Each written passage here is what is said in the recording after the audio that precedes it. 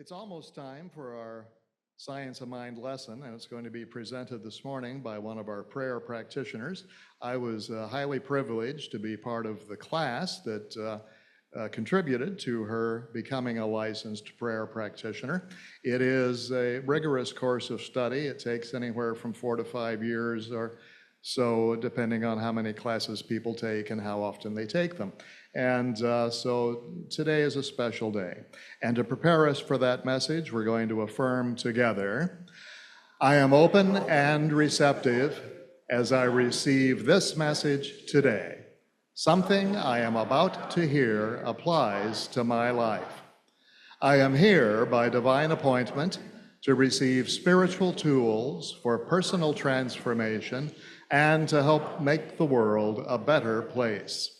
My life's purpose is already within me, and I am committed to its unfoldment.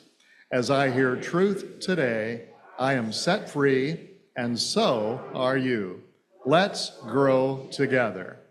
And now, to tell us all about the superpower that we already have, but maybe don't know it, would you welcome to the platform, please, Sheryl Cattell.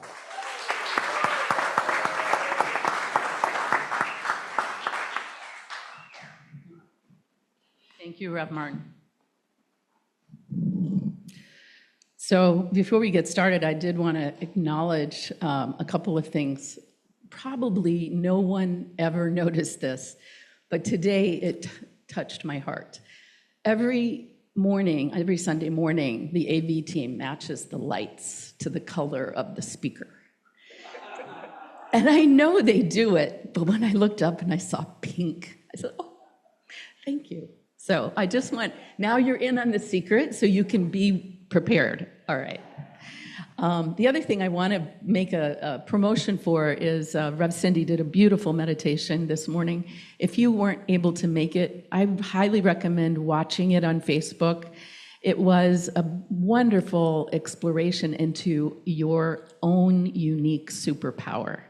And so I would invite you to do that. Thank you so much, Rev Cindy, for coordinating that with the talk. So as we get started, let us center ourselves in stillness of spirit. Know that there is only one life, and that life is God, and that life is perfect, and that life is my life right now. As we gather in this consciousness, may our hearts open to the infinite power of love that resides within us, around us, as us. May we remember who we are and what love is. And so it is. So good morning, beloved community. Thank you all for being here. I stand before you today to explore something very profound and transformative. Truths that we can embrace on this journey of ours, and that is love as a superpower. In the Center for Spiritual Living, we teach that we are not separate from the divine. We are actually expressions of the infinite. As a spiritual being, we have access to this limitless potential to create, heal, and transform our lives and the lives of those in the world around us. That's a really big responsibility. Okay, just take that on for a minute. And know that we're not asked to do this alone. We have at our disposal every single gift, every single power of God showing up in us, as what we do. So at the very, very heart of our divinity is a superpower, and that superpower is love. So I want to invite you into a deeper understanding of love. We're not going to cover the whole topic. I would love to, but we'd be here for days. But it is a divine force, and it is a superpower when we recognize it, express it, embrace it, and use it, that can allow us to transform. And I'm going to actually share a story with you today about how it has transformed my life. So let's start with the definition of love, so we can all be on the same page. According to Merriam-Webster, it is an intense feeling of deep connection. Well, according to Ernest Holmes, God is the source of all. Everything is an expression of that one spirit.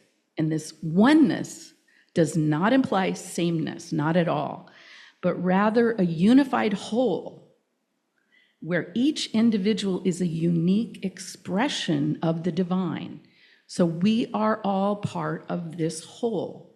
That's the deep connection. For Holmes, the words God and love were used interchangeably. Love has many, many, many unique expressions. Could be romantic, could be familial, could be unconditional, could be compassion, could be companionate, self-love, selfless love, unconditional, pragma love. That was a new one for me. People and things loved of a values-based belief system, playful love, and obsessive love, to just name a few. I think that's my dog. Anyway, and dog, by the way, is God spelled backwards, so of course. So love like God is all-encompassing and difficult to understand with just the human brain or described with words because it is so expansive. There are so many different expressions and words for it. So today I'm going to cover 3 aspects. First of all, the essence of who you are, the healing power of love, and love as the meaning of life. You didn't know that you were going to learn the meaning of life today. At least I can tell you what I've learned. So, the essence of who you are. In the science of mind, we believe that God is infinite love. God, or the divine, is not distant. It is not an impersonal force, but it's the very essence of love itself. Ernest Holmes says, we live in a universe of love, a universe of law, a universe of intelligence. So love is not a distant concept. It's something that happens, or something that just happens between 2 people. It is actually the very core of the universe. And it is who you are at your deepest essence. The essence of who you are. So think about that. Love is the force that sustains life itself. It is the creative energy that animates everything. When we say God is love, we're speaking of an energy that flows through us, through all of life, constantly working to create harmony, wholeness, and beauty. It's an energy that is always available and always present. So, how do we apply this? When we understand that love is not something separate, but part of our nature, we can begin to shift to see ourselves in a different, loving way. We stop thinking of ourselves as broken, separate individuals. Instead, recognize ourselves as a divine expression of infinite love. From this place of awareness, love becomes a superpower with the ability to heal, to create, to forgive, to uplift, to transform the world around us. I love Marianne Williamson's quote where she says, every single thing is love or a cry for love. Think about that. Which brings us to healing. So love as a healing power, it is not just creative, but love has the power to heal any wounds, emotional, physical, spiritual. Love is a transformative force of the universe. And in our teaching, we understand that the divine is ever present because love is at the core of the divine. Love is the healing agent that can restore balance and wholeness to any situation. It is the response to that cry for love. So Ernest reminds us that the one thing that can heal every wound is the knowledge of truth, that there is no power in the world but the power of love. This is not just theoretical. It is a practical reality. When we consciously make up our mind to embrace love in the face of challenge, it will change the circumstance. It can be physical, it can be a strained relationship, it can be something difficult we're struggling with. But Holmes reminds us, love dissipates all fear, casts out all doubt, and sets the captive free. So how do we apply that? So healing will begin when we open ourselves to love. I'm always one choice away from healing. If you're dealing with pain in your life, ask yourself, how can I respond with love? If you meet every challenge, every hardship with love in your heart, you have the ability to open the door to healing, both for yourself and those around you. Even in the face of illness, adversity, heartbreak, love is the powerful balm that brings peace, restoration, and harmony. During the meditation with Rev Cindy, we had to pick a superhero that we could relate to, and mine was Spider-Man.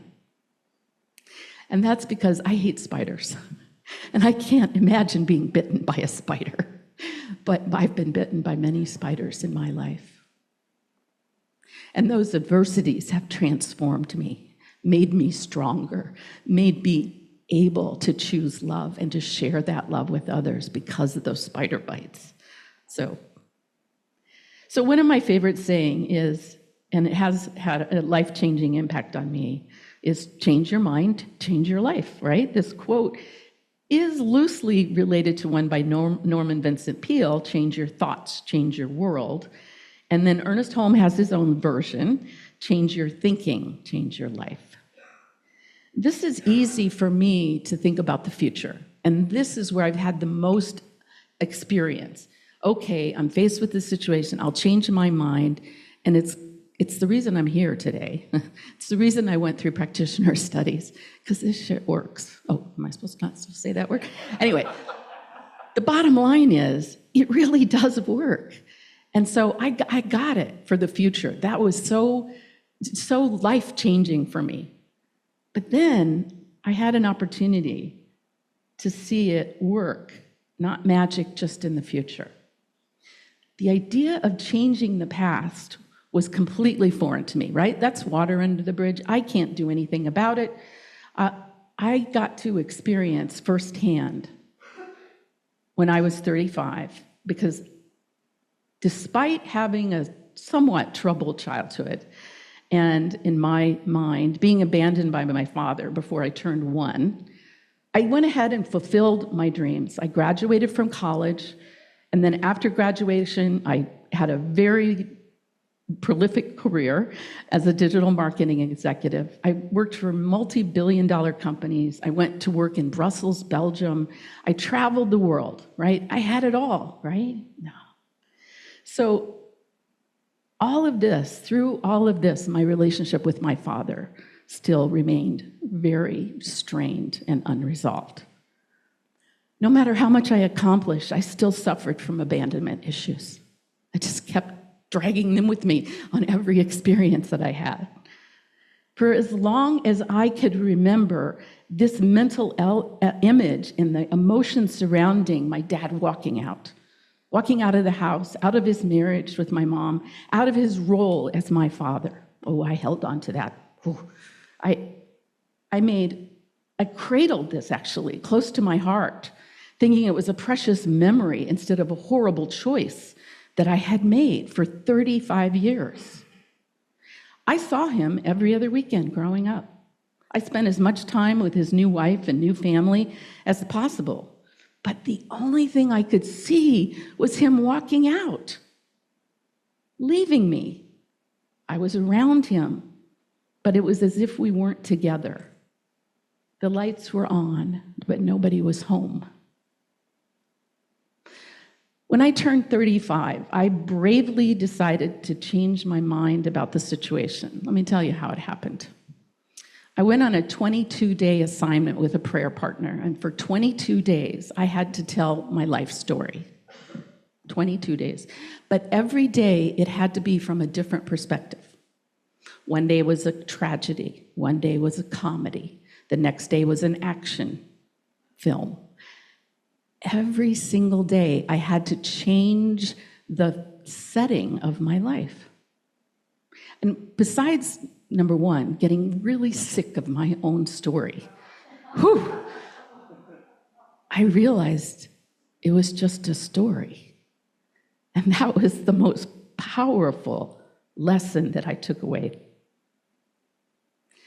And I decided for the first time that my father leaving was an act of love. A decision he made consciously in order to remove me from a bad marriage that he had with my mother. For the first time in my life, I saw his abandonment as a way of putting me out of harm's way around a very unhappy couple that he and my mother made when they were together, along with his saving me from growing up with an ill-prepared dad. I decided in that moment to let the wall down that I had built around my heart, to release my resentment that I had held on to for protection of what I thought he had supposedly done to me. Do you know what happened? I experienced an incredible flood of 35 years of his love. It just washed over me. I couldn't stop it. The wall was gone. It had always, always been there. It was a miracle. It was as though love was just waiting on me on the other side. The decisions I had made that have fortified an angry person year after year between me and my father.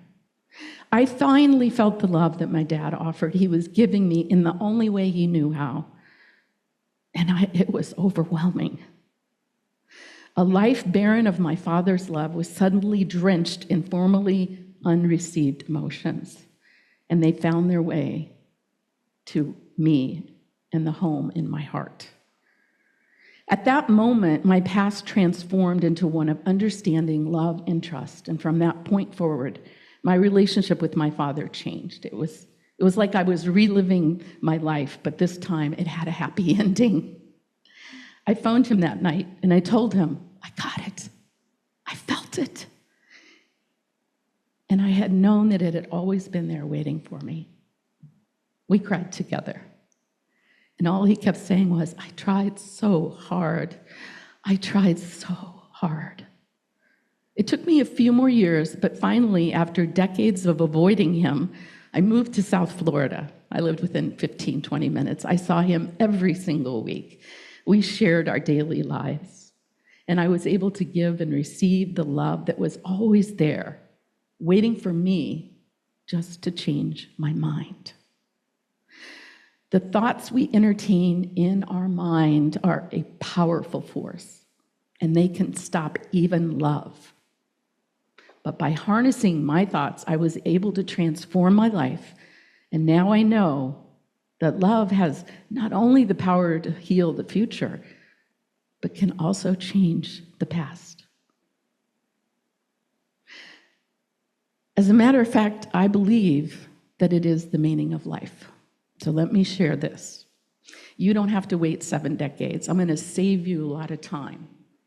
Right now, you're probably wondering, these beautiful young people here, wow, what am I here for? What's the meaning of life? I'm going to tell you, okay? It's your secret. One thing I've learned is that your job, your title, where you are, what you're doing are not important. They are only a stage where you get to do what it is you're truly meant to do, what we're here for. Every single person, they are the stage, the set, and the props that bring together the right people and the right opportunities, the right circumstances to allow us to give and receive love. That's it. That's all we're here for. And so if you ever have to make a choice, this is what I tell my clients, of your child sitting there in front of you, Daddy, Daddy, Daddy, please see me, look at me, right? Watch me, and they're not doing anything. It's just precious, right? They're just asking for love. And then you've got that email memo you've got to get out. Guess what? 5 years from now, nobody's going to remember that email, but that child is going to remember that you stopped and took the time to say, I see you. So when I feel a lack of love in a situation, it's my call to bring love. When I am least able to receive love, it is my responsibility to open my heart to God's flow. If you ever feel like you don't deserve love, think of a time where you were able to give love to someone. It releases these amazing endorphins. It brings great joy and happiness to the person giving the love. So ask yourself, who are you to deny someone else that amazing feeling? Right? We all know people who say, no, I don't need anything. That's just stopping the purpose of life, giving, receiving. Let it in. Say, yes, let me make you happy. Let me give you the opportunity to feel what it feels like to give love. So receive their love. If someone says, is there anything I can do for you? Before you stop, before you say no, because we always say, oh, no, I'm fine.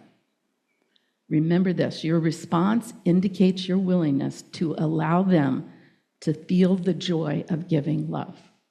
So respond accordingly. If not for you, do it for the other person.